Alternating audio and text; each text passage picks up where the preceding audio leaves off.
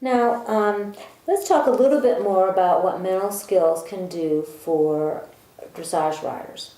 And mental skills can help you to organize and direct your practice. So we all have this time crunch. We only have a short time at the barn. We want to go and make the best use of our time there. So if we have a plan or something that we're working on specifically, we're going to use our time better rather than if we just go and show up and ride. So organizing your practice time can really help. Then recognizing small improvements. I used to hear that if you moved up one level a year in dressage, that was a good pace. But, does that apply for the professionals that are riding 6 days a week, lots of horses? And if I'm riding as an amateur 3 days a week, then will it take me 2 years to move up a level? So 2 years is a long time to wait to get some feedback or some reward for your hard work. So you need to recognize small improvements like, man, my leg yield was really good today, or I had a terrific canter depart, those kind of things. And if you have a way of doing that with your mental skills, then you're going to stay motivated and be happier, and your horse is going to be happier too. Then you need, mental skills can help you to reorganize or refocus after a mistake or just a distraction. Maybe your horse sees something and instead of being round, jumps sideways or something. You need to refocus the horse and yourself. Or maybe you're doing your dressage test and you forget something, and then you mess up the next 3 movements because you're just so mad at yourself for what you did and you can't get back on course. So mental skills can help you to do that. Then another way mental skills can help you is if you have pre-competition jitters, and I think we all do. It's just how we handle them that makes a big difference. I wrote an article for the North Carolina Dressage and Combined Training newsletter that was published last September on handling pre-competition jitters. And I asked them to publish it at that time because it was just before the championships, and I felt like everybody gets really jittery before the championships, and that would be the most helpful time to have it. So if you have your newsletters, or you can go back on the website and see the archives, that might be something helpful for you to look at. Mental skills can help you learn things more quickly. You need to get in the best state to learn things. You need to know what that state is for yourself and for your horse so that you can get there. If you don't even know what it is, you're not going to be able to get there. And to know how you and your horse learn best is really important. Also, mental skills can help you gain confidence. I never used to totally understand the importance of confidence.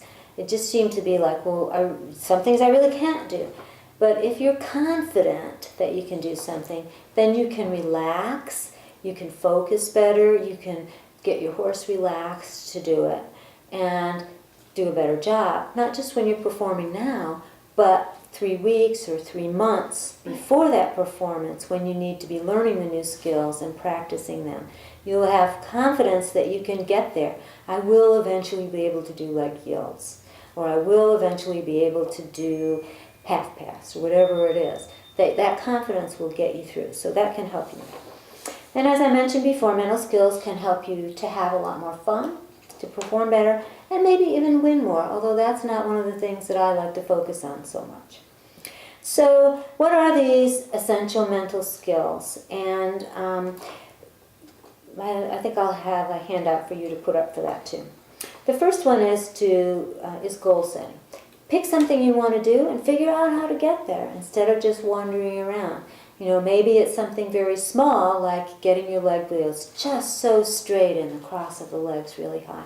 Or maybe it's a bigger goal. You want to qualify for the championships this year, or you want to move up a level, something like that.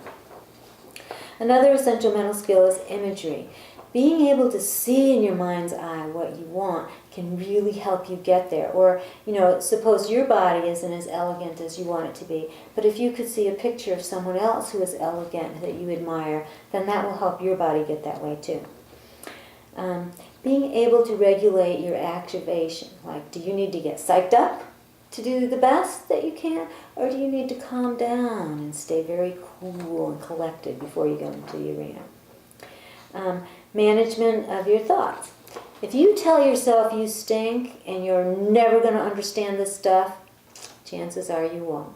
But if you tell yourself, it's okay, you're just messing up today, you're having a bad day, you'll get it, then you'll be okay. You'll get it next time. So managing your thoughts is very important. Also, controlling and channeling your emotions is very important. That's one of the things I've already talked about a little bit.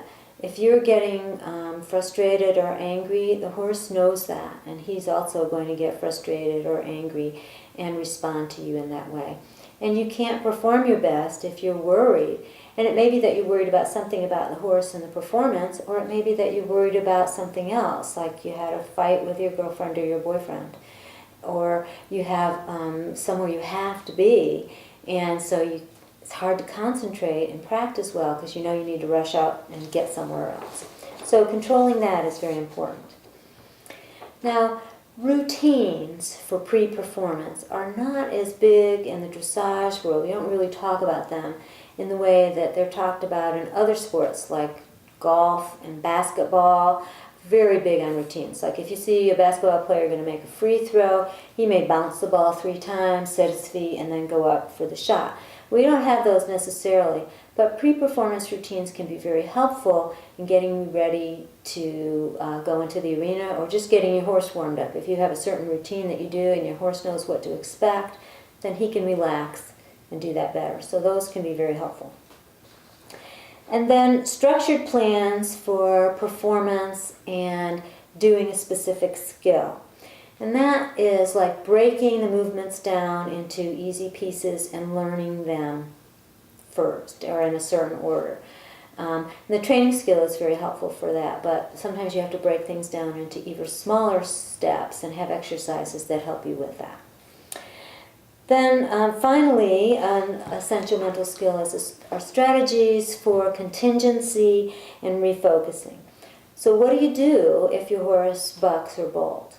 Well, you want to have a plan for that, and the time to think about it is not when you're flying through the air after being bucked off, but rather ahead of time. So if you can prevent it and keep it from happening, or if it does happen, what are you going to do to fix it? Because we all have times like that.